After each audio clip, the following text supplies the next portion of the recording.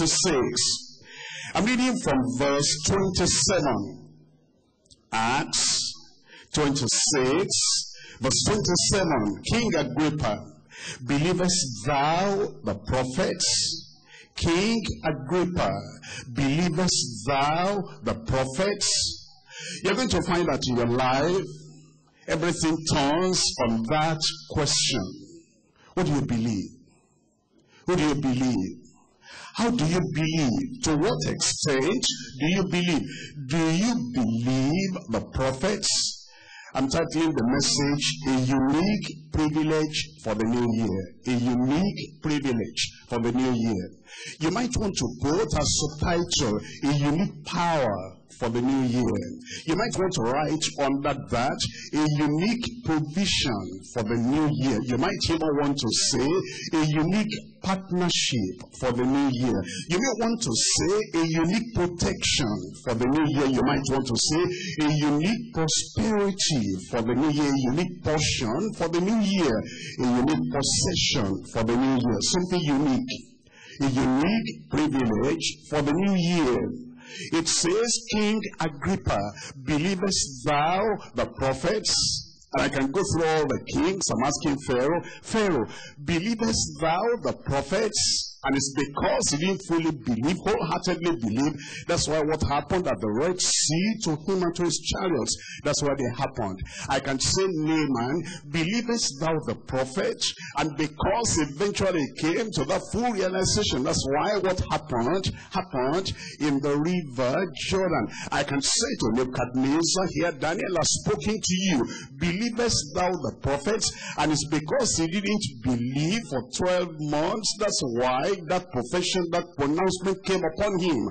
And then he became an animal. Belshazzar, here is Daniel and he's talking to you. Believest thou the prophets? I'm talking about the king of Nineveh now. Jonah came to town. And Jonah said, yet 40 days and Nineveh shall be overthrown. And I go secretly behind in the palace of the king of that man of Nineveh. I said, believest thou the prophet? Said, yes, I do. That's why everything turned around. There is a man that is called Herod. These people came from the east and they had been reading about the writings of the prophets, and he said, a king is born. And then Herod said, go search out and find out about it and bring me word so that I can really go and worship that king that is born. And I'm asking Herod, do you really and truly believe the prophet? It's because he didn't believe. That's why he did what he did. Here is, the other Herod now that married Philip's wife, and John the Baptist said, it is not right for you to marry your brother's wife. And then he did something, and I can tell from what he did. I'm asking him, do you believe the prophets?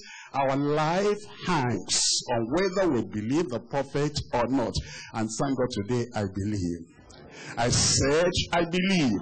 If you look at Acts chapter 26, verse 27, Paul the apostle said, I know that thou believest. I've come to the conclusion that nobody can answer that question for you.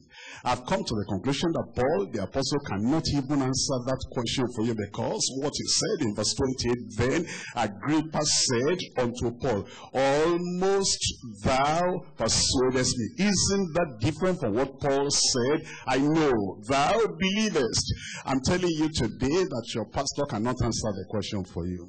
Your parents cannot answer the question for you.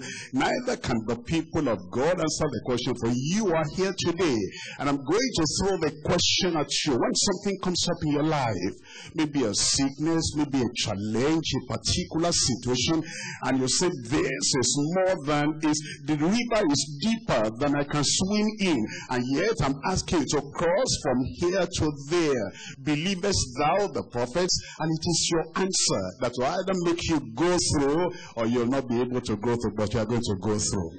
Believest thou the prophets? If I had time, I will show you. when that word believe, how it occurs in the New Testament, I'm going to show you a little. In Matthew chapter 21, verse 22. Matthew chapter 21, we're looking at verse 22. If you can answer that question in the affirmative and say, yes, Lord, I believe, I'm telling you that things will change. In Matthew chapter 21, verse 22, all things, everybody say all things, whatsoever, say whatsoever.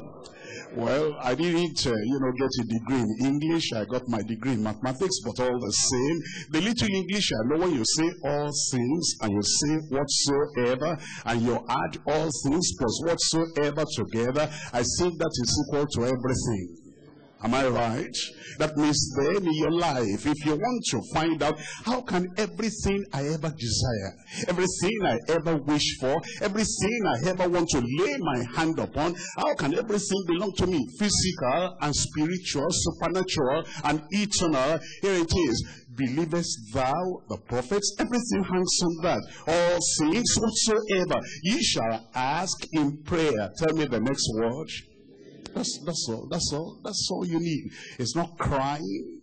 It's not gymnastics. It's not jumping. Everything you ask the Lord in prayer, believing, ye shall.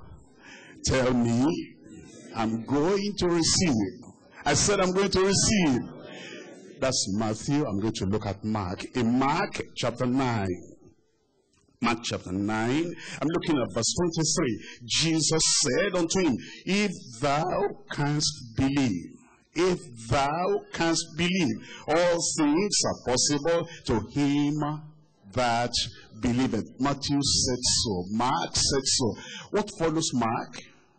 Luke, we're going to look at Luke. In Luke chapter 1, verse 45, it says, and blessed is she that believes, for there shall be a performance of those things which were told her from the Lord. I told you that everything in our lives hangs just on that question. Believest thou the prophets? And here it says that blessed is he, or blessed is she who believed, because there shall be a performance of those things which were told her from the Lord. Matthew, Mark, Luke, John. Now John chapter 14. In John chapter 14, I'm reading from verse 12. John chapter 14, verse 12. Verily, verily, I say unto you, he that, what? Believeth. He that believeth on me. Then it says, the works that I do, he shall do also. And greater works than these shall he do, because I go to my Father. Matthew, Mark, Luke, John, what else? Acts 27. Acts of the Apostles chapter 27. I'm reading from verse 25. Wherefore, sirs, be of good cheer. When you believe, there's no sorrow again. And there's no sickness again. And there's no tears again. And there's no panicking. There's no fear when you believe. And when you believe, you can say, be of good cheer. You can tell your wife, and tell your children, and tell the family, and tell your friends. There is nothing to be afraid of. There's nothing to panic about, because I believe. It says, be of good cheer, for I believe who? I believe God, that it shall be even as it was told me. Now we're coming from Matthew, we're going to Mark, and going to Luke, and going to John, and going to Acts, and going to Romans. In Romans chapter 4, we're looking at Romans chapter 4. In Romans chapter 4, we're looking at verse 18. Who against hope believed in hope, and that he might become the father of many nations, according to that which was spoken, so shall thy seed be. And be not weak in faith. Today, you are not weak in faith.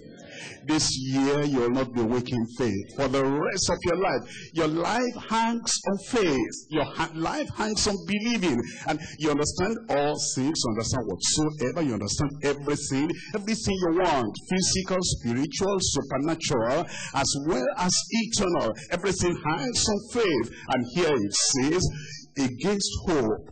He believed in hope. That means he doesn't use the word hopeless again. You see, when you have faith in God, your dictionary is even transformed.